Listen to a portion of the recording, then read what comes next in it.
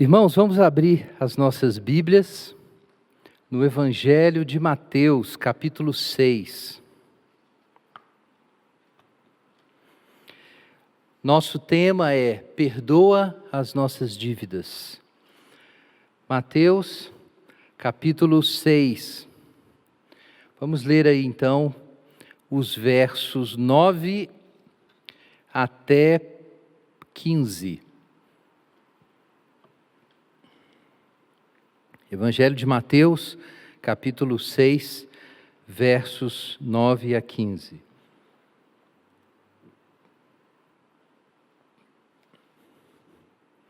Portanto, orai deste modo: Pai nosso que estás no céu, santificado seja o teu nome.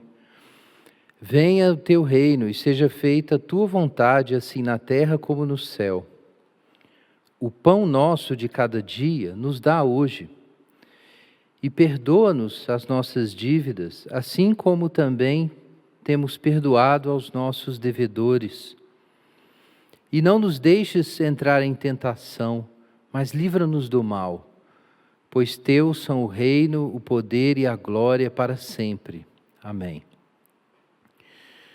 Porque se perdoardes aos homens as suas ofensas, também vosso Pai Celestial vos perdoará. Se, porém, não perdoardes aos homens, tampouco vosso Pai perdoará vossas ofensas. Amém. Vamos orar.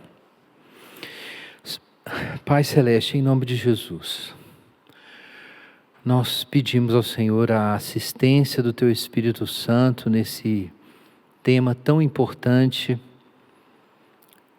tão central e muitas vezes tão difícil. Nos ajuda, Senhor, a receber Tua Palavra, a compreender Tua Palavra. Aplica pelo Teu Espírito Santo essas coisas aos nossos corações, em nome de Jesus. Amém.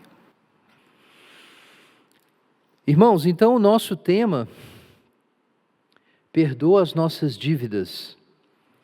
Nós estamos numa etapa crucial na nossa exposição da oração do Senhor, o Pai Nosso, dentro do programa mais amplo de exame dos fundamentos de fé da nossa igreja Esperança e da igreja cristã como um todo. Começamos com o tema do consolo cristão, o prólogo do Catecismo de Heidelberg, e depois passamos aos 3 símbolos clássicos do credo apostólico, a oração do Senhor e os 10 mandamentos. Estamos agora na oração do Senhor.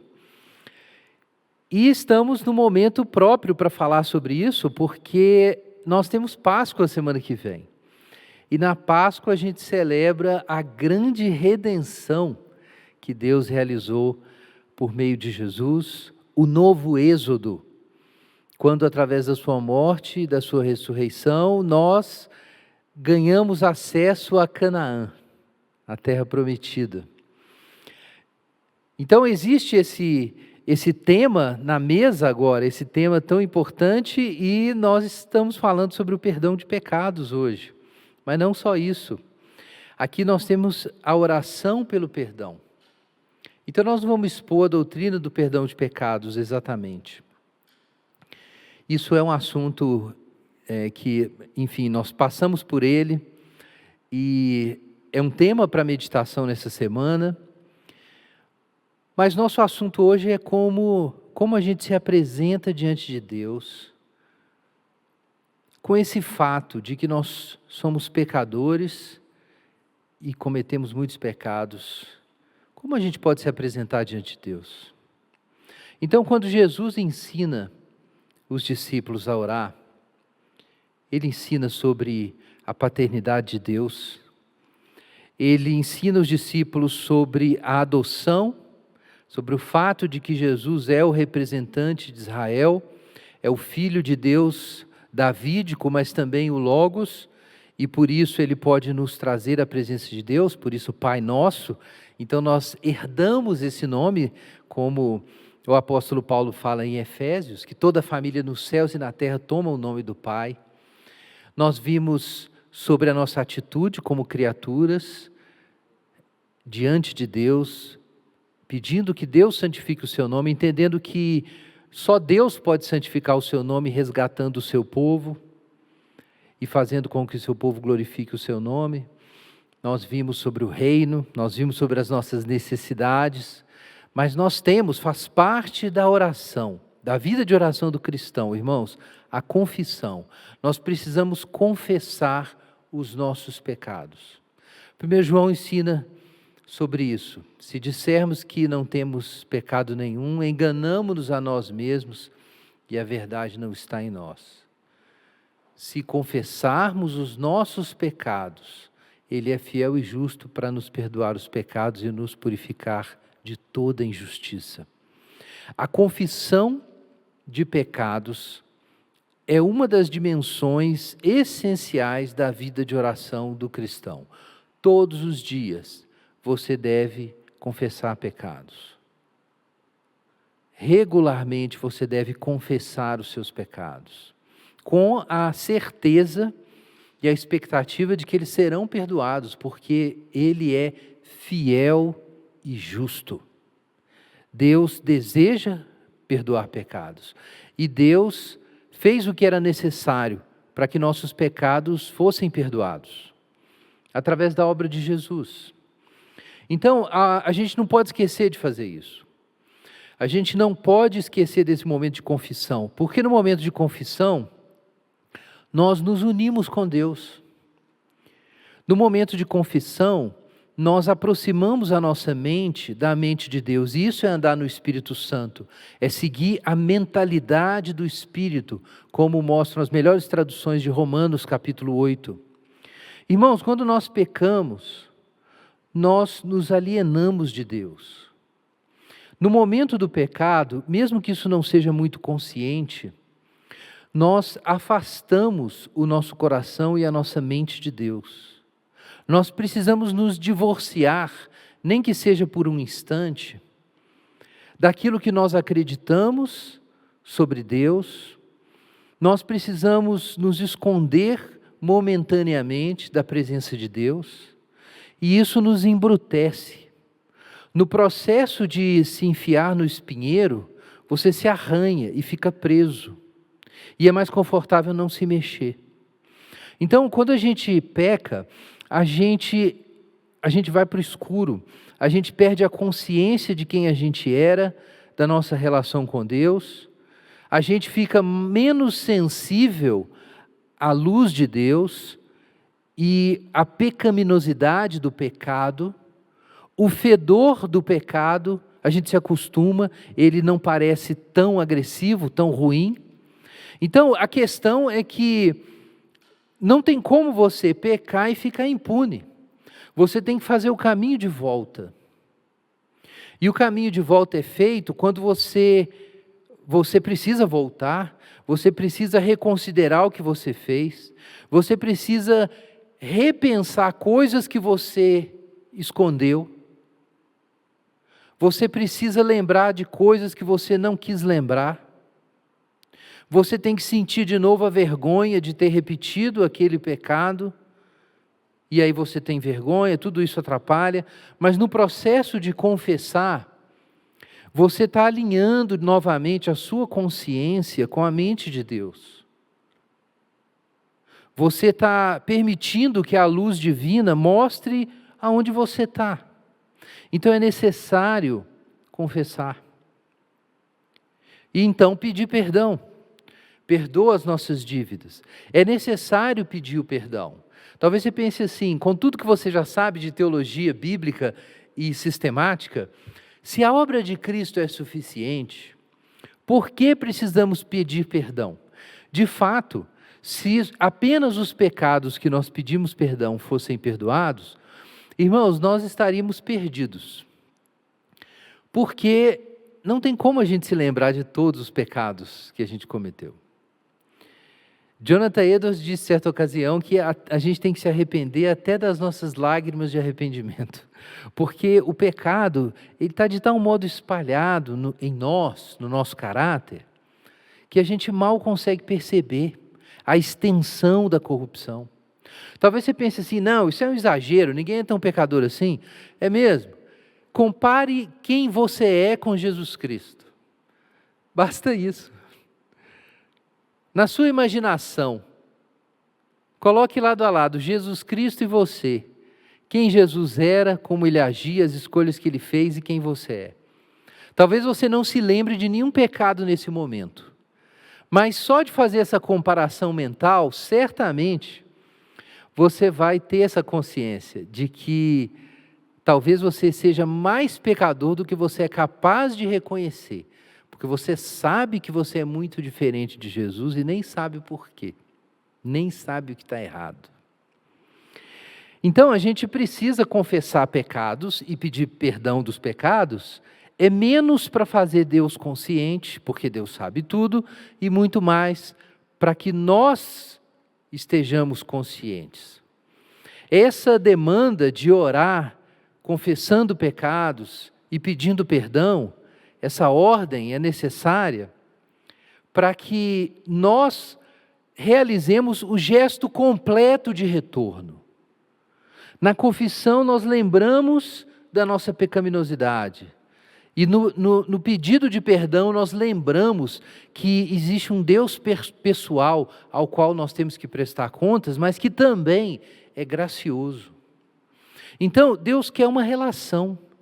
Deus não quer simplesmente te entregar uma carta de crédito para você pegar até esse ponto e você cuidar da sua vida.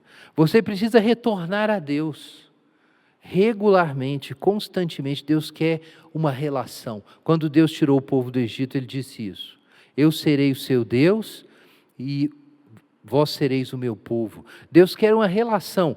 Então é necessário confessar e pedir perdão.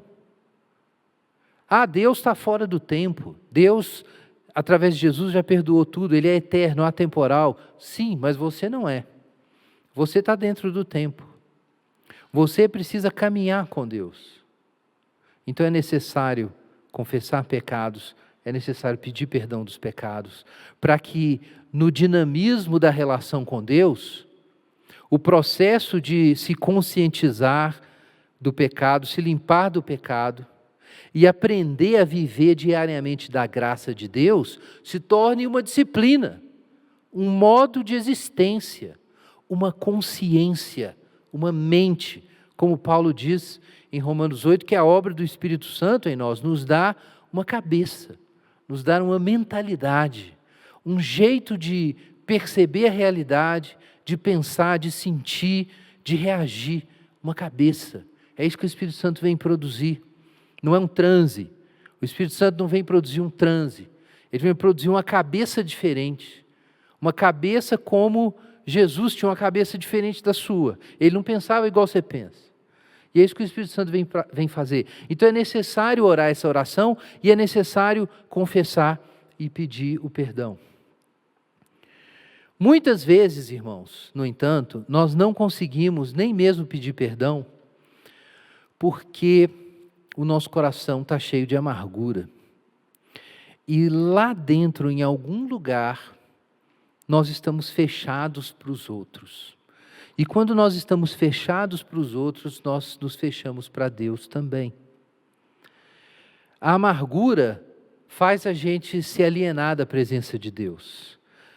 A amargura que pode ser causada pela injustiça, pelo que os outros fizeram, ou até mesmo pelos nossos próprios pecados.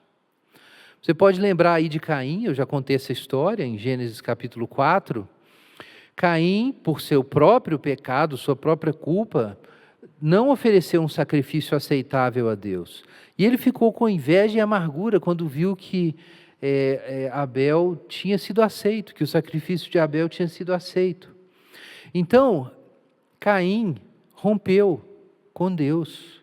E porque ele rompeu com Deus, ele rompeu com seu irmão. Tem uma relação entre romper com Deus e romper com o irmão e romper com Deus. Porque quando a gente rompe com o irmão, de certo modo nós estamos dizendo para Deus que ele errou, que isso é injusto, que ele não podia ter feito isso com a gente. De algum modo, nós avaliamos mal as coisas e nos desgostamos da vida quando nós ficamos amargurados.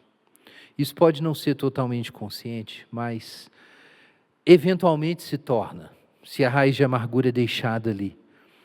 Mas não tem como você se isolar de Deus e não se isolar do próximo, ou você se isolar do próximo e não se isolar de Deus, porque o homem foi feito à imagem de Deus e porque as pessoas feitas à imagem de Deus são as nossas oportunidades e as nossas ocasiões para responder a Deus.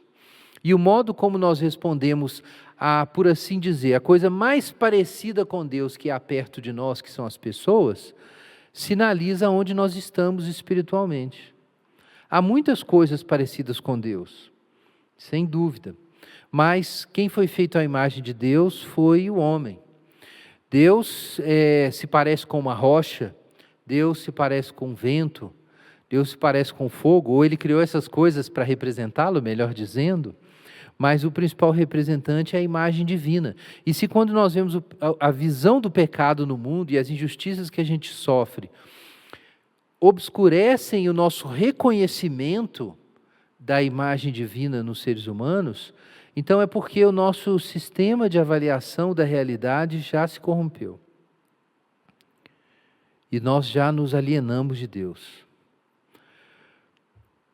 Quando nós não pedimos perdão e por isso mesmo não perdoamos, nós estamos, na verdade, nos abstendo da graça de Deus, como Caim fez.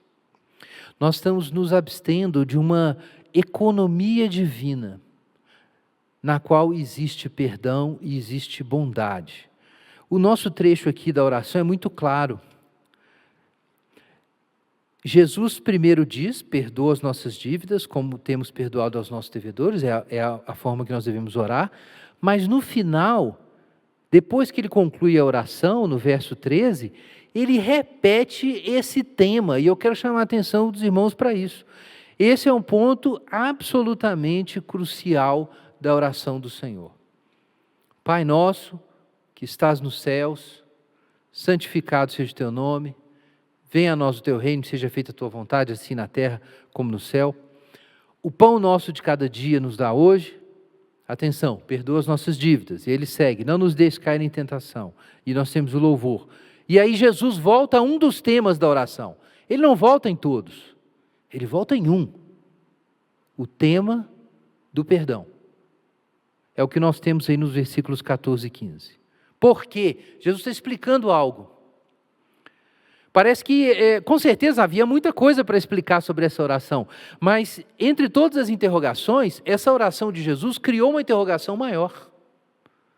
Entre todas as perguntas que a oração pode trazer, Jesus sabia qual era a principal pergunta. E ele responde no verso 14. Por quê? Por que essa oração é assim? Por que é desse jeito que vocês têm que orar? Porque, se vocês perdoarem as ofensas dos homens, o Pai vai perdoar vocês. Mas se vocês não perdoarem aos homens, tampouco o Pai perdoará vossas ofensas. Então parece que essa é a chave, o centro da oração. É o centro de gravidade dessa oração. Perdoar e ser perdoado. Mas, gente, Jesus está ensinando isso para os discípulos. Será que os discípulos, o que eles pensaram nesse momento? Será que eles imaginaram que Jesus pecava? E por isso ele também tinha que pedir perdão? Porque Jesus ensinou para os discípulos a oração que ele fazia. Mas nós sabemos pelo restante do Novo Testamento que a opinião apostólica, a doutrina apostólica é que Jesus não tinha pecado. Eles claramente o reconheceram como o Cordeiro de Deus que tira o pecado do mundo. E o Cordeiro, nós sabemos por todo o Antigo Testamento, ele não podia ter nenhuma falha, nenhum defeito, nenhum crime. O Cordeiro é a vítima inocente. Essa foi a primeira coisa que foi dita sobre Jesus. Eis o Cordeiro de Deus, foi o que João Batista disse. E no final, em Apocalipse, lá está o Cordeiro. Jesus nunca pecou. Então, como é que Jesus fazia essa oração, irmãos? Dá para entender que ele fizesse todas as outras. Mas e o centro da oração? Será que Jesus ensinou isso aos discípulos apenas para eles? Vocês vão orar tudo isso aqui que eu oro, mas tem um complemento aqui, que é só para vocês, uma vitamina a mais que vocês não têm. Vocês têm que orar a respeito do perdão. Não, irmãos, Jesus fez essa oração inteira. Abra sua Bíblia em Isaías 53, esse é o tema pascal. É precisamente o tema pascal. Isaías 53. Esse capítulo maravilhoso nos fala sobre o servo do Senhor, sobre o anúncio do sofrimento e o anúncio da glória do servo do Senhor. Esse é um tema de Isaías. O servo do Senhor em Isaías, em alguns momentos, parece ser Israel, em outros momentos parece ser um homem escolhido por Deus, e eventualmente nós descobrimos que é as duas coisas. Jesus, assim como a videira no Antigo Testamento era Israel, Jesus no Evangelho diz: eu sou a videira verdadeira. Jesus é o próprio Israel, concentrado em uma pessoa, assim como toda a raça humana era representada em Adão. Jesus é o novo Israel. Jesus é o cabeça de um corpo. Jesus é a videira. Jesus é o servo do Senhor. E somente aqueles unidos ao servo do Senhor formam o servo do Senhor coletivo, que é o povo de Deus, são tanto judeus quanto gentios, é a igreja do Senhor. Então as duas coisas são verdade. Mas aqui nós temos um trecho em que a ênfase está numa pessoa, e Jesus era esse servo do Senhor. Isaías 53, versículo 4. Verdadeiramente Ele tomou sobre si as nossas enfermidades e levou sobre si as nossas dores. E nós o consideramos aflito, ferido por Deus e oprimido, mas Ele foi ferido por causa das nossas transgressões e esmagado por causa das nossas maldades. O castigo que nos traz a paz estava sobre Ele e por seus ferimentos fomos sarados. Graças a Deus. Agora veja aí no capítulo 53 ainda, versículo 10. Foi da vontade do Senhor esmagá-lo e fazê-lo sofrer. É por isso que ele é o servo do Senhor. Apesar de ter sido dado como oferta pelo pecado, e aí nós temos uma nota de esperança, ele verá a sua posteridade e prolongará seus dias, e a vontade do Senhor prosperará nas suas mãos. Então veja, irmãos, porque ele fez a vontade de Deus até o fim, Deus prolongará os seus dias. Esse é o paradoxo. Ele foi esmagado, ferido, morto, como um cordeiro levado ao matadouro, e depois o texto diz que ele prolongará os seus dias, e que a vontade do Senhor prosperará nas suas mãos. Isso é uma referência à própria ressurreição. Então, aqui a promessa de que o servo do Senhor vai vencer. Ele verá o fruto do trabalho da sua alma. Vejam, Jesus viu, assim como Deus criou o mundo, e disse no fim, Moisés nos disse, e viu Deus que era bom. A mesma coisa aconteceu, Jesus fez a sua obra, fez a nova criação, e no fim, ele ficou satisfeito, e o Pai ficou satisfeito. Mas veja o verso 11, atenção para isso. Com seu conhecimento, o meu servo justo justificará a muitos e levará sobre si as maldades deles. Por isso eu lhe darei uma porção com os grandes e ele repartirá o despojo com os poderosos, porque derramou sua vida até a morte, foi contado com os transgressores, mas ele levou sobre si os pecados de muitos e intercedeu pelos transgressores. Esse final do Salmo 53 é sensacional, porque ele mostra claramente que o servo do Senhor está realizando um serviço sacerdotal. Ele é tanto a oferta pelo pecado, quanto é o intercessor. Ele é o portador da sabedoria, do conhecimento de Deus, e é com a sabedoria e o conhecimento de Deus que ele compreende que ele precisa interceder e levar os pecados de todos e as maldades de todos sobre si, para que eles sejam justificados. Essa era a sabedoria de Jesus. É isso que ele foi comunicar para os discípulos, eles não entendiam, era a sabedoria do Espírito de Deus, que ele tinha que ir para Jerusalém e morrer, ele tinha que ser rejeitado pelo povo, aprisionado, perseguido pelas autoridades e morto, e ao terceiro dia ele ressuscitaria. Essa era a sabedoria de Jesus que ele queria comunicar para os discípulos. Quem quiser salvar sua vida, perdê-la-á, mas quem perder sua vida, por amor de mim e do Evangelho, preservá-la para a vida eterna.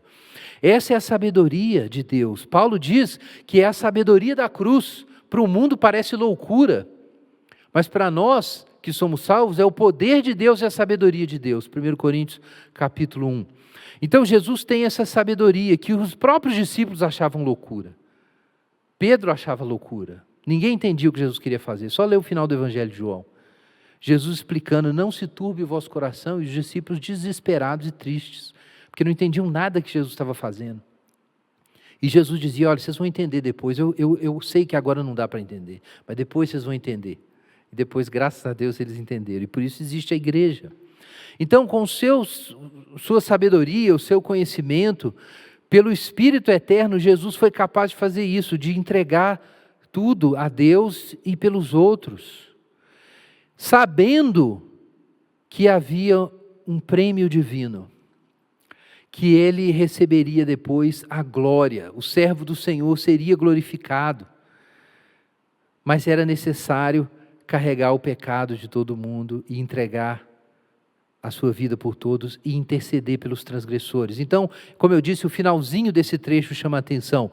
Jesus é um intercessor, irmãos. Jesus, desde sempre, ora pedindo a Deus o perdão dos pecados. Só que ele não pede o perdão dos seus pecados, ele pede o perdão pelos nossos pecados. Mas como ele levou sobre si as nossas iniquidades e as nossas maldades, ele fez com que os nossos pecados fossem como o seu pecado.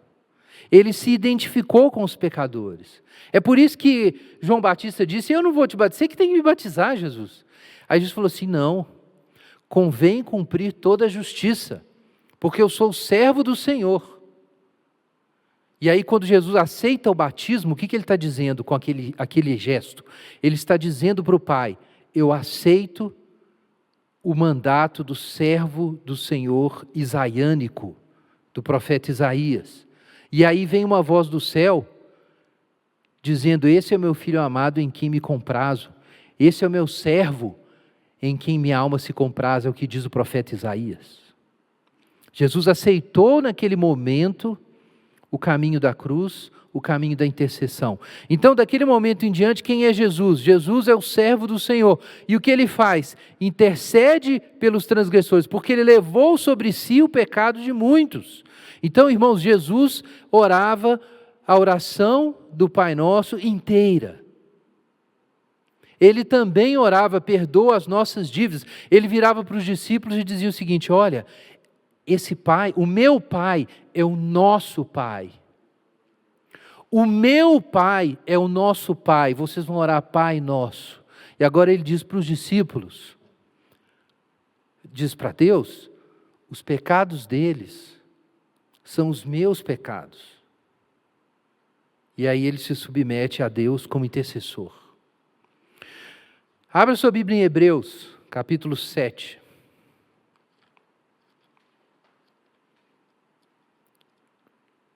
Hebreus capítulo 7, versículo 17. Vejam o que diz o Senhor a respeito de Jesus. Os cristãos falavam, Jesus é o nosso sacerdote, e muitos judeus replicavam, peraí, mas ele não é da casa de Arão? Ele não é da tribo de Levi, como ele pode ser sacerdote? Então a resposta é dada aqui, no fato de que Abraão conheceu um sacerdócio quando a nação de Israel nem existia ainda. E o próprio Antigo Testamento anunciou profeticamente que esse sacerdócio se levantaria. Hebreus capítulo 7, versículo 17. Dele se dá esse testemunho, tu és sacerdote para sempre, segundo a ordem de Melquisedeque. Para quem não sabe, Melquisedeque era o rei de Salém, em Canaã. E quando Abraão venceu na batalha dos 4 reis contra 5, depois na verdade, né? Depois dessa batalha, ele resgatou as pessoas que foram escravizadas no final da batalha e trouxe de volta para Sodoma e Gomorra e libertou o seu sobrinho Ló, então ele foi pagar os dízimos. Ele pagou os dízimos a Melquisedeque. Ele reconhecia a autoridade de Melquisedeque como sacerdote. E Melquisedeque abençoou Abraão. Isso está lá em Gênesis. Agora nós ficamos sabendo que Jesus era o sacerdote dessa ordem. Que Jesus representa, ou melhor dizendo, Melquisedeque representava um outro sacerdócio, o verdadeiro sacerdócio. Portanto, o mandamento anterior é anulado por causa da sua fraqueza e inutilidade. O que é isso? O antigo sacerdócio judaico da tribo de Levi, da casa de Arão, esse sacerdócio passou, porque tem uma coisa maior que chegou agora. Agora veja o versículo 21. Mas este se tornou sacerdote com o juramento daquele que lhe disse: o Senhor jurou e não mudará. Tu és sacerdote para sempre. E assim, Jesus tornou-se uma garantia de uma aliança melhor. E aqueles se tornaram sacerdotes em grande número, pois pela morte eram impedidos de permanecer. Esse era o sacerdócio hebreu antigo, o sacerdócio da casa de Arão. Mas ele tem um sacerdócio inalterável, porque permanece para sempre. Portanto, também pode salvar perfeitamente os que por meio dele se chegam a Deus, pois vive sempre para interceder por eles. Irmãos, até hoje Jesus ora o Pai Nosso. Jesus faz a mesma oração diante de Deus. Jesus tem diante de Deus o mesmo pedido, para que nós sejamos incluídos na sua família, para que outros sejam incluídos, para que a vontade de Deus seja feita na terra, para que o pão de Deus, o maná divino, seja distribuído, para que o nome do Pai seja santificado com a humilhação dos inimigos de Deus, para que o perdão dos pecados nos alcance. Porque precisávamos de um sumo sacerdote como este, santo, inocente, imaculado, separado dos pecadores, tendo se tornado mais sublime que o céu, e que não precisasse oferecer sacrifícios a cada dia como sumos sacerdotes, primeiramente pelos seus pecados e depois do povo, pois quando ofereceu a si mesmo, fez isso de uma vez por todas. Porque a lei constituiu como sumos sacerdotes homens sujeitos a fraquezas, mas a palavra do juramento, que veio depois da lei, constitui o Filho, que é aperfeiçoado para sempre. E o ponto principal, capítulo 8, verso 1, do que estamos dizendo é este: graças a Deus, irmãos, temos um sumo sacerdote que se assentou à direita do trono da majestade no céu, ministro do santuário e do verdadeiro tabernáculo que o Senhor ergueu, e não o homem. Graças a Deus. Nós estamos aqui numa igreja, mas isso aqui não é o sacerdócio que é apresentado diante de Deus. A religião cristã, as músicas, os instrumentos musicais, o aparato de transmissão, os cultos, o prédio, até mesmo as reuniões, nada disso se compara com o que Hebreus está dizendo. O que Hebreus está dizendo é que existe um verdadeiro santuário e um verdadeiro sumo sacerdote que o Senhor ergueu. O cristianismo existe porque há uma verdadeira religião e um verdadeiro templo, mas isso não foi erguido por nós, foi erguido por Deus, irmãos. Deus é o mediador de Deus, Deus é o revelador de Deus, e Deus em carne é o intercessor que nos coloca diante do Pai.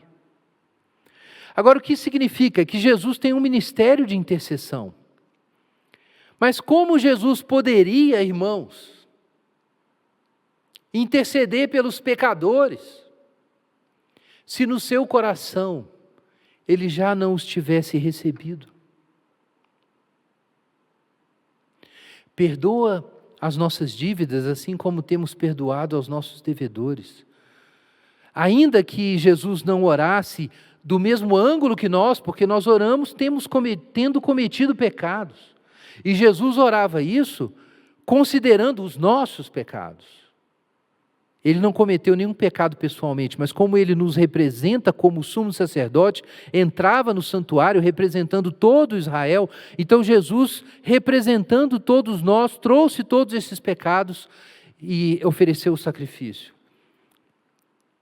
Então é claro que Jesus não pecou individualmente, Jesus representa toda a sua nação, todo o seu povo nessa intercessão, é evidente. Mas ainda assim, irmãos, Jesus tinha que abrir o coração para nós. Lembre-se de Jesus nos últimos momentos, enquanto os homens blasfemavam, cuspiam e o crucificavam, que Jesus disse: Pai, perdoa-lhes, porque eles não sabem o que fazem. Jesus é a pessoa certa, o homem perfeito, o sacerdote puro, para oferecer esse sacrifício diante do Pai e essa intercessão, também, porque no seu coração, ele já abraçou os pecadores. Ele compreendeu o sofrimento e a culpa dos pecadores e ele abraçou os pecadores. No seu coração, Jesus não cobra nada dos pecadores. E por isso ele pode se apresentar diante de Deus e pedir a Deus que perdoe os pecadores. Jesus não poderia orar ao Pai para que o Pai nos perdoasse se Jesus não nos tivesse perdoado. Se Jesus, como servo, já não tivesse olhado para essa nação de pecadores, de pessoas alienadas de Deus, cheias de culpa e de pecado, e de injustiça e de podridão, e não tivesse se compadecido e não tivesse nos abraçado.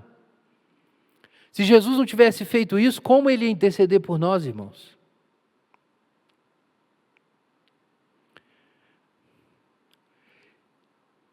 E aqui nós descobrimos então que Jesus, quando nos ensina a oração do Pai Nosso, Ele está nos ensinando como cumprir a tarefa que Deus deu a Israel, quando Deus chamou Moisés e ordenou que ele libertasse o povo do Egito. Eles serão meus sacerdotes, sacerdócio real e nação santa. Deus nos quer como um povo sacerdotal. E para que nós sejamos esse povo, nós temos que aprender tudo de Jesus. E a lição mais importante que nós temos que aprender de Jesus é que Jesus viveu essa economia da graça. Jesus tinha certeza que ele podia entregar tudo o que ele tinha para Deus e para os homens, porque nada lhe faltaria. Jesus entendeu que Deus é um bom juiz e que ele não precisa julgar os pecadores. É claro que por isso mesmo, Jesus herdou o nome excelente e ele voltará para julgar os vivos e os mortos. É exatamente por isso que ele herdou esse direito. Mas primeiro, antes de ganhar de Deus tudo, ele entregou a Deus tudo. Antes de ter o poder, ele aceitou a fraqueza. Antes da glória, o sofrimento. Antes da ressurreição, a cruz. Então, Jesus nos ensina que nós devemos aprender com Ele a perdoar. Perdoar e ser perdoado são duas coisas inseparáveis. E como nós vamos cumprir a vocação que Deus nos deu de anunciar ao mundo o perdão de pecados, se no nosso coração nós não perdoamos aos nossos devedores? Como nós vamos cumprir essa função? Então Jesus lhes disse pela segunda vez: paz seja convosco, assim como o Pai me enviou, eu vos envio. E havendo dito isso, soprou sobre eles e disse-lhes: recebei o Espírito Santo. Se perdoardes os pecados de alguém, serão perdoados, e se os retiverdes, serão retidos. Jesus transmitiu a função de administrar e distribuir o perdão para o mundo. Jesus nos deu essa atribuição. Assim como o Pai me enviou, eu vos envio. Então Jesus está ensinando: vocês querem orar como eu oro? Vocês têm então que estar no lugar onde eu estou. Vocês querem realmente se aproximar do Pai? Então vocês têm que se aproximar de mim, porque eu estou junto com o Pai. Mas vocês têm que ter a minha mente, o meu coração. E o meu coração, a razão por que eu tenho acesso a Deus, como servo do Senhor e filho, e eu posso salvar vocês, é porque eu perdoo.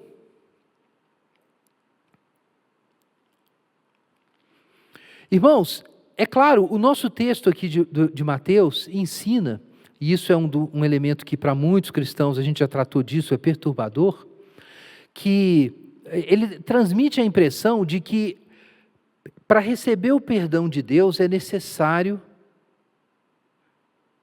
que você perdoe.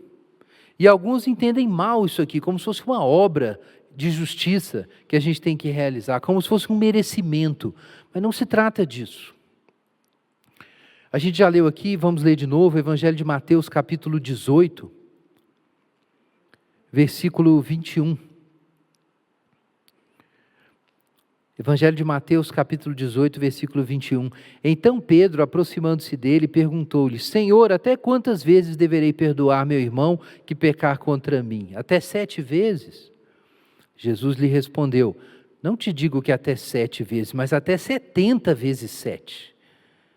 Querendo dizer com isso não um número preciso, mas uma coisa sem fim.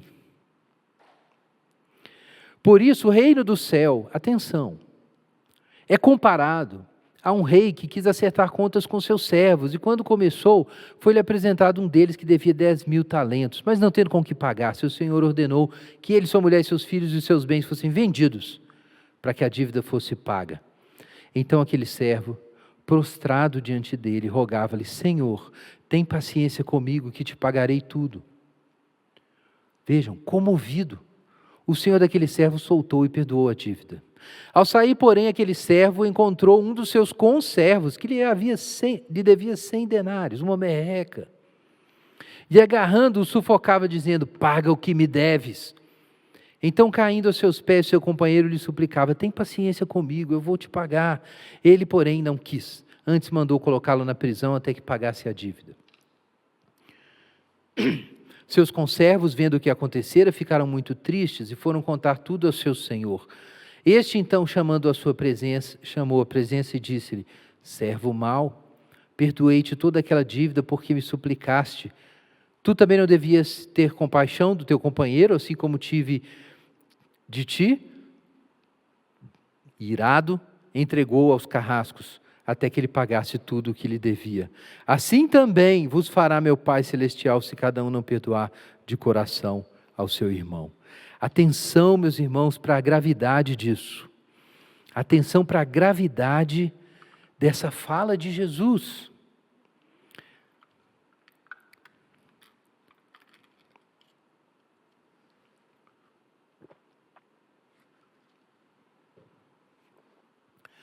Vejam, irmãos, o reino do céu, é isso que Jesus diz. Isso é maravilhoso aqui em Mateus 18. Quantas vezes vou perdoar, diz Pedro? Infinitamente, Pedro. Infinitamente, para sempre. Mas quais coisas eu vou perdoar, Senhor? Tudo. Mesmo que a pessoa repita o crime, sim. Perdoar sempre. Perdoar tudo. Mas como é possível uma sociedade em que você perdoa tudo? Isso é aceitável? Então Jesus responde: o reino do céu é um reino. O perdão é um reino. O perdão é um mundo. O perdão é uma nova criação. O processo do perdão tem a ver com participar de uma outra mente, da mente divina. O processo do perdão é o modo como Deus é, e é o modo como Jesus, o servo do Senhor, é. Jesus fazia essa oração porque ele aceitou esse mundo, um mundo em que a graça infinita que eu recebo permite que eu perdoe infinitamente. É isso que Jesus fez. E perdoar infinitamente significa dar tudo que você tem até que seja esgotado, como aconteceu com Jesus. É por isso que ele ofereceu esse sacrifício. E é assim que ele intercede por nós continuamente, lembrando diante do Pai que ele pode fazer essa intercessão, porque ele fez tudo. porque ele pensa como o Pai pensa. Ele satisfez o coração do Pai. Ele cumpriu a vontade do Pai até o fim como servo do Senhor. A oração de Jesus é confiável, porque ela reflete a mente divina. Por isso Jesus intercede e nós somos perdoados. É por isso que a gente toma a ceia e pede perdão, e você pensa assim, será que o meu pecado foi perdoado? Foi, meu irmão, porque quem pediu a Deus que perdoasse o seu pecado foi Jesus. Mas agora Jesus quer que você seja o seu discípulo. E que você entre nesse mundo de perdão, de amor, de luz no qual Ele vive. O perdão é uma forma de amizade com Deus.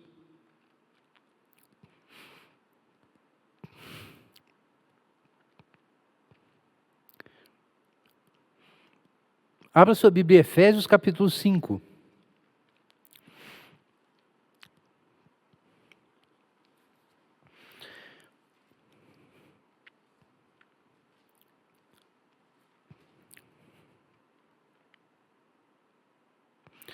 Carta de Paulo aos Efésios, capítulo 5, versículos 31 até o capítulo 5, verso 2.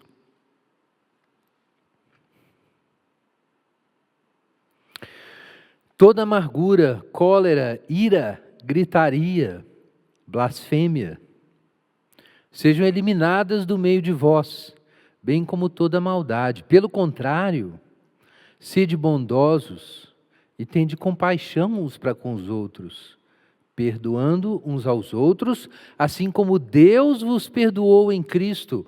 Portanto, sede imitadores de Deus como filhos amados, e andai em amor como Cristo, que também nos amou e se entregou por nós a Deus como oferta e sacrifício com aroma suave. Vejam aqui, irmãos, o nosso sumo sacerdote. Andar em amor como Cristo, que se entregou por nós. Cristo fez essa oração, fez essa intercessão, porque Ele reflete a mente divina.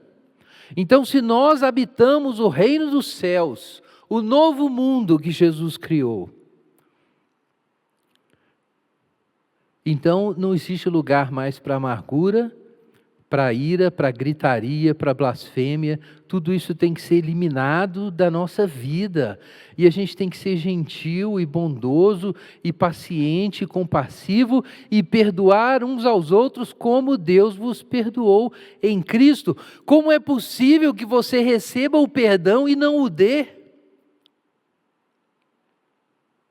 Como é possível? O cristão não pode estar em dois lugares ao mesmo tempo. Se você está no reino dos céus, você saiu do império das trevas e você está no reino dos céus, você está num reino que tem outra economia, outra lógica, outro princípio. É um outro mundo, tem outras leis. E nesse outro universo, a graça de Deus é abundante.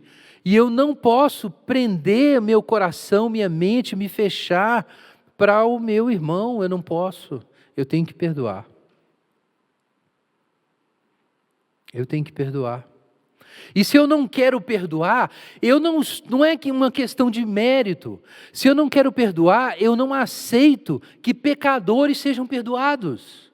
E se eu não creio que pecadores sejam perdoados, se eu acho isso injusto, eu não vou conseguir acreditar do fundo do meu coração que Deus me perdoou e me aceitou. Eu não vou conseguir.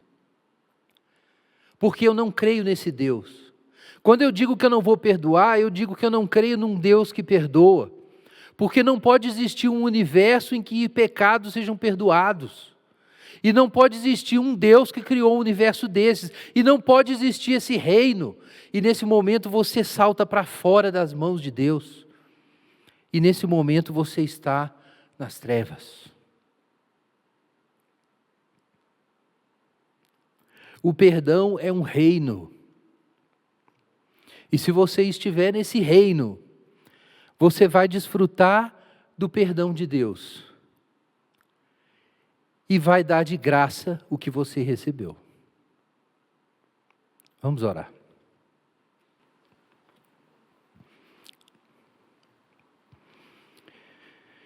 Pai Santo, em nome de Jesus, nós pedimos que o Senhor, com tua misericórdia e com teu Espírito Santo, que o Senhor visite os corações, visite as igrejas, visite os pastores, visite todos que trabalham nas igrejas, os que trabalham na Igreja Esperança, os líderes, os irmãos. Que o Senhor visite os maridos cheios de amargura, e as mulheres e as esposas cheias de amargura, e os irmãos cheios de amargura, e os filhos cheios de amargura. Que o Senhor visite cada um, ó Deus, com a mensagem gloriosa do perdão. Em nome de Jesus. Amém. Vamos nos preparar, irmãos, então, para a ceia do Senhor.